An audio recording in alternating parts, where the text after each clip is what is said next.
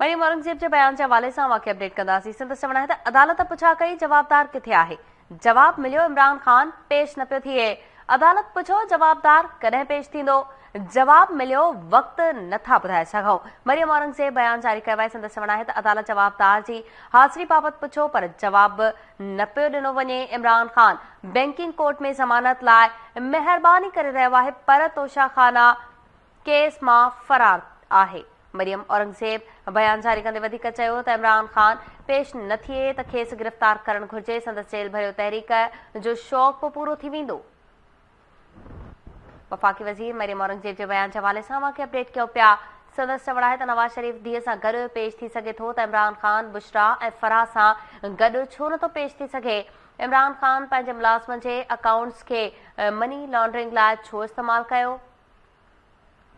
वफ़ाक़ी वज़ीर मरियम औरंगज़ेब बयान जारी कयो आहे। संदसि चवण आहे त अदालत पुछा कई त जवाबदार किथे आहे? जवाब मिलियो त इमरान ख़ान पेश नथो थी सघे। तफ़सील मालूम कंदासीं। लाइन ते मौजूदु आहे KT news reporter Ghulam Rasool कुंभर जी। गुलाम रसूल, अपडेट कजो। जी सुसमारी वफ़ाक़ी वज़ीर मरियम औरंगज़ेब एक बयान जारी किया है, जैमें संदसि इहो चवणु आहे त अदालत पुछी रही है त मुलज़िम किथे आहे? जवाब मिले पियो त वक़्तु न आहे, ॿुधाए सघूं नथा, वक़्तु नथा ॿुधाए सघूं। साॻिए वक़्तु अदालत पुछी रही है त मुलज़िम कहिड़े वक़्तु पेश थींदो? जवाब मिलियो त इमरान ख़ान सां राब्तो न पियो थिए। अदालत घड़ी चोर जी हाज़िरी पुछी रही है, पर हू पेश न पियो थिए। फॉरेन एजेंट ज़मानत करण बैंकिंग कोर्ट से महिरबानी करे रहिया आहिनि।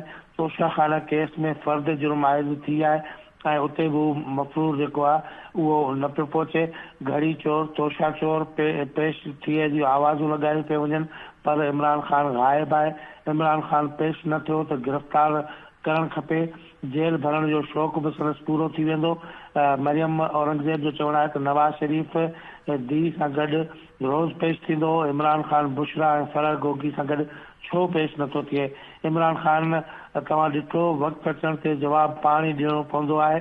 घड़ी चोर ऐं फॉरेन एजेंट सिधी रीति जेल अदालत वेंदा या सिधो अदालत? साॻिए वक़्तु मरियम औरंगज़ेब बयान में चयो आहे त घड़ी चोर फॉरेन एजेंट जवाब ॾियणु चाहिनि था। तोशाखाना छो लुटियो? साॻिए वक़्तु खाना कापे जी जेकी घड़ी आहे उहा छो विकी? बुशरा बीबी तोशाखाना जे जेके हीरा आहिनि उन्हनि जा हार छो विकिया? अदालत में पेश अची जवाब ॾियो। साॻिए वक़्तु शौकत खानम जी ख़ैरात जा पैसा प्राइवेट हाउसिंग सोसाइटियुनि में छो लॻाया?